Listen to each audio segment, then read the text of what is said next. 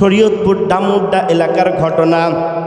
গত কয়েকদিন আগে মাহফিল করতে আসছিলাম।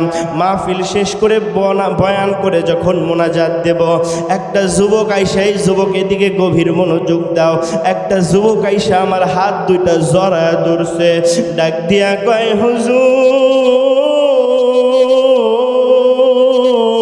মোনাজাত দেওয়ার আগে আমার একটা কথা শোনেন। আমি বলি, বলো বাবা, কি বলবা? ডাক দিয়া বলে, হাবিবি, আজকে 4 দিন হলো আমি বিদেশ থেকে আসছি। এই 4 দিন আগে আমার জনম দুঃখিনী মা মারা গেছে। বলে আমার মা ছোটবেলায় রক্ত বিক্রি করে আমার এসএসসি পরীক্ষার ফর্ম পূরণ করাইছে। আমার মা আমার জন্য অন্যের বাড়িতে কাজ করছে। আমার বাবা নাই, আমার মা আমারে ছাড়া কোনোদিন এক মুঠো ভাত খায় নাই। কিন্তু আমার একটু ভালোর জন্য আমার মা আমারে মালয়েশিয়াতে পাঠাইছে, বিদেশে পাঠাইছে। অপ্রবাসী যুবক একটু মন দিয়া শোনো, পর্দার আড়ালের আম্মা একটু মনোযোগ দিয়া শোনো। যুবকটা হাউমাউ করে কান্না করতেছে আর ডাক দিয়া বলে, হুজুর আমার মা আমারে বিদেশে পাঠানোর জন্য তার সর্বশেষ সম্পদ গহনাগুলাও বিক্রি করে দিছে। গহনা বিক্রি করে আমারে বিদেশে পাঠাইছে।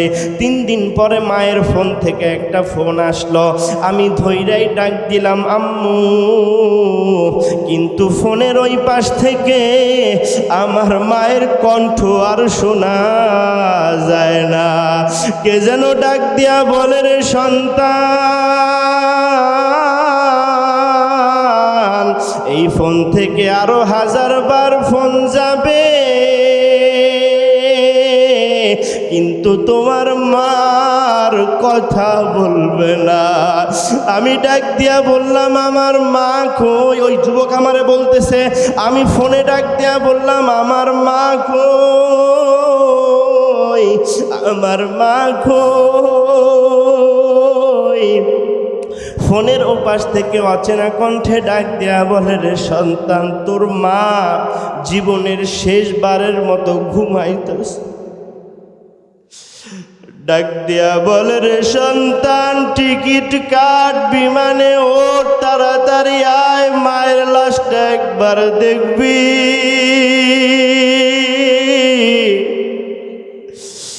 আমারে বলতেছে, হুজুর আমি তাড়াতাড়ি করে টিকিট কাইটা রওনা দিয়া বাড়ির দিকে রওনা দিলাম, কিন্তু আমার আসতে দেরি হওয়ায় মায়ের লাশটা কবরের মধ্যে দাফন দিয়া ফেলছে।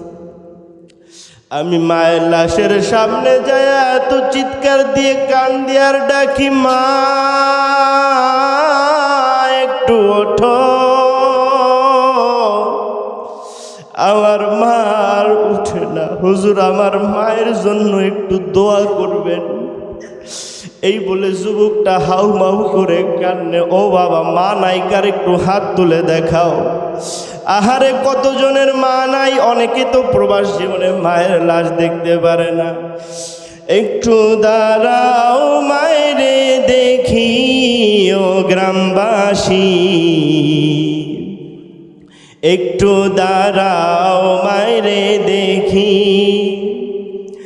একটু দাঁড়াও মায়েরে দেখি ও গ্রামবাসী,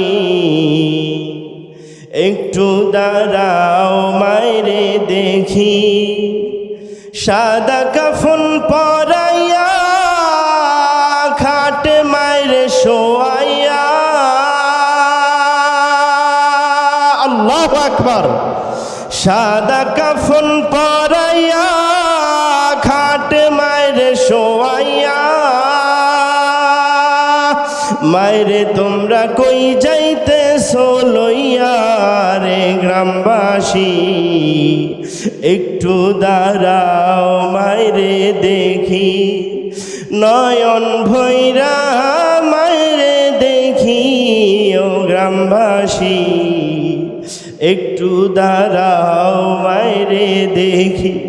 আজকে যুবক সোনামণি তওবা করবা, আর কোনোদিন মায়ের সাথে বেয়াদবি করবা না, আল্লাহর হুকুম ছাড়বা না, আল্লাহর ইবাদতে মজা পায়া মজা করে ইবাদত করবা, আমার আল্লাহরে ভুলবা না।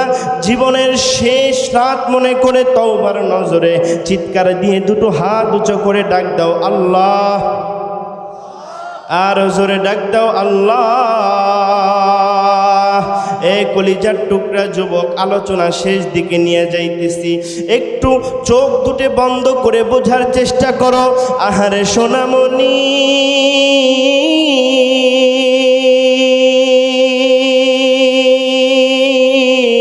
কলিজার টুকরা যুবক, দুনিয়া মিশে গলে ভাই মায়ায় বাদায় সংসার, বুঝিলে আখি বুঝিলে আখি বুঝিলে আখি সবই ফাঁকি, কে আপনার কে বাপর। ও মনের বোঝাও রে পাগল মন, একদিন চোখ বন্ধ করতে হবে। ওই কবরে মা যাবে না, ওই কবরে বাবা যাবে না, ওই কবরে ভাই যাবে না,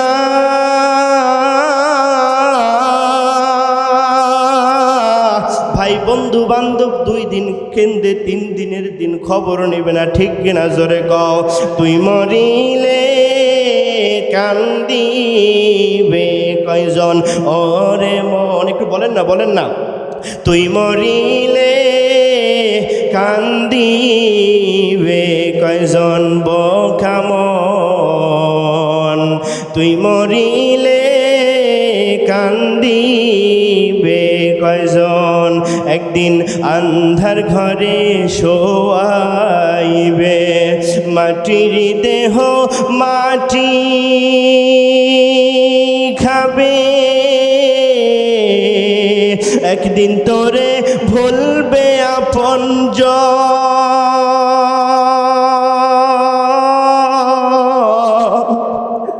তুই মরিলে কান্দিবে কয়জন। ঠিক নি বাবা, ঠিক নি, জোরে কন।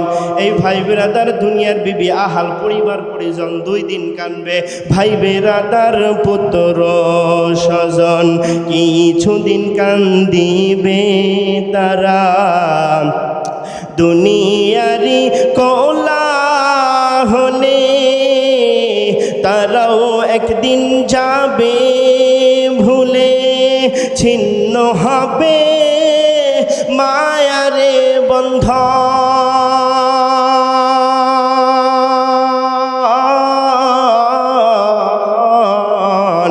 তুই মরিলে কান্দিবে কয়জন ওরে মন, তুই মরিলে কান্দিবে কয়জন পাগল মন, তুই মরিলে কান্দিবে কয়জন। আল্লাহু আকবার বলেন। কলিজার টুকরা সোনামণি, আর কোনো দিকে নজর নাই, আমার দিকে চাতক পাখির মতো তাকায়া 2 ফোঁটা চোখের পানি বের করার চেষ্টা করো, কারণ মালিক যেদিন ডাক দেবে বান্দা,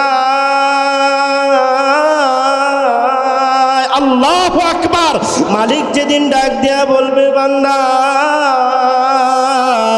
হায়াতের সুতা কিন্তু ফোরায় গেছে, মালিকের ডাকে জবাব না দিয়া কোনো উপায় থাকবে না।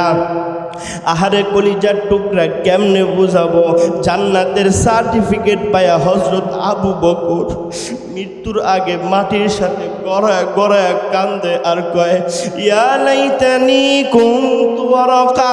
হায় রে আবু বকর, নিজের নিজে আবু বকর বলতেছে, হায় রে আবু বকর, তুমি যদি মাটি হইতা, মাটির সাথে মিশা যাইতা, মৃত্যুর যন্ত্রণা ভোগ করতে হইতো না।